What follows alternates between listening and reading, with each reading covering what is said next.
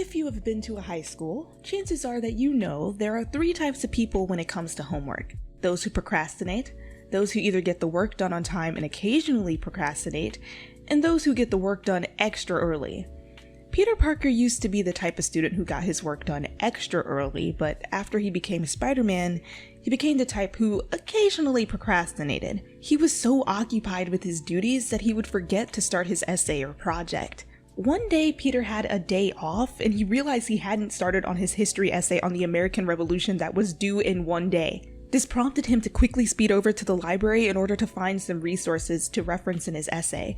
It had been a while since he visited the library, and since New York libraries were relatively large, Peter had a bit of trouble finding where the section for American history was. There was nobody at the help desk, so Peter ended up wandering around the library to try to find the librarian to help him out. He walked into the kids section and saw you helping a kid out. You were giggling as you took the book down from the top of the shelf and handed it to the little boy who had been trying to reach the book. He received the book and hugged it to his chest, wrapping his small arms around the book, and ran off to proudly show his friends. You smiled as you watched him animatedly explain what the book was about, and Peter stopped in his tracks, stunned by how beautiful your smile was. In addition to seeming adorably kind, you were one of the prettiest people Peter had ever laid eyes on. You blinked out of the strange trance that fell over you as you were observing the little boy and turned towards Peter. "I'm sorry, can I help you?" Yeah, that would be great. Do you know where the American history section is? I need to do some research for school." Peter stumbled over his words, still in awe of your beauty and radiance. You didn't question his stuttering and gestured for him to follow you as you walked to the nonfiction section. He trailed closely behind you and noted your empty hands, wondering how it would feel to hold your hand. Peter felt extremely awkward about walking in silence, so he tried to strike up a conversation as you threaded through the bookshelves. He trusted that whatever he blurted out would somehow end up being a conversation starter, so he opened his mouth and asked, "Do you think anybody has made out against these bookshelves before?" You stopped walking for a second and turned around to face him, your eyebrows raised questioningly. Peter wanted nothing more than to facepalm, but knew that if he did, he would seem weirder than he did now.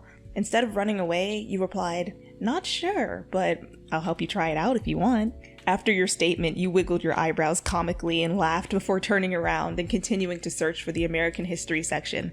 Luckily for Peter, you didn't see him blush intensely after your remark, and he felt more awkward than ever thanks to his weird instinctive questions. When you paused, Peter looked at the spines of the book on the shelves you were standing in front of and figured that you had arrived at the American history section. "Here are your books. Enjoy." Peter thanked you, and you started to walk away before turning around and pausing thoughtfully. "By the way, my name's Yasmin. I'm a student volunteer here. I come on Wednesday afternoons. I hope to see you around, Mr. You trailed off, raising an eyebrow as you waited for Peter to fill in the blank, and the rosy color returned to his cheeks as he answered, Parker. Peter Parker." "Well, Peter Parker, I hope to see you around sometime soon." You winked, and with that, you left him with the books about the history of America. He had trouble focusing on researching and determining what sources to use in his essay, as all he could think about was seeing you again. It didn't come as a surprise that Peter returned to the library the following Wednesday. He was intrigued by you and wanted to find out more about who you were. Peter wandered around the library and found you in the teens section, organizing books on shelves. You looked up as Peter walked over to you and smiled. "Well, if it isn't Peter Parker, the one and only," Peter replied, feeling more confident than he had last week. He still had his backpack as he had walked over from school, so he put it down on the chair and stood next to you as you checked the spines of books and placed them in order. "So, Peter, what brings you here today?" you asked, glancing over at Peter before continuing to organize the books. As much as you wanted to see his face, you still had a job to do. Technically, you were volunteering, but you still counted it as work. "Do you have any book recommendations? I've been looking for some good sci-fi novels to read." This time, Peter's instincts proved to be useful and not creepy, as his words elicited a positive response from you. Your eyes lit up enthusiastically, and you put the book you were holding down as you replied, "Of course, you're in luck. I recently have been really into sci-fi, so I have a ton of recommendations." You promptly began listing all of your favorite sci-fi books, gesticulating as you spoke.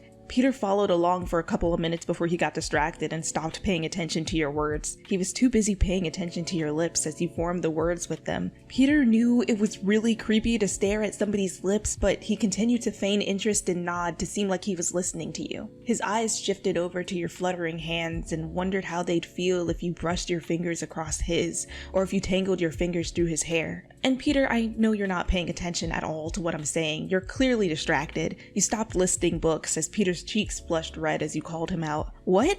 No, I'm totally paying attention, Peter replied, trying to seem earnest, but you rolled your eyes and crossed your arms, clearly doubting his reply. Oh, really? Then tell me what book I just suggested you read. You looked him dead in the eyes, challenging him to look away. He held your gaze and realized that he actually enjoyed staring into your lovely eyes.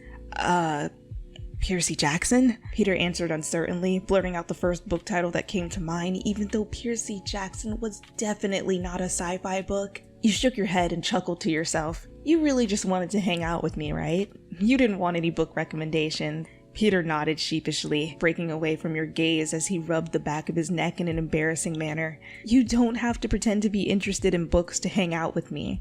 I'd love to talk to you about anything you'd like. Really?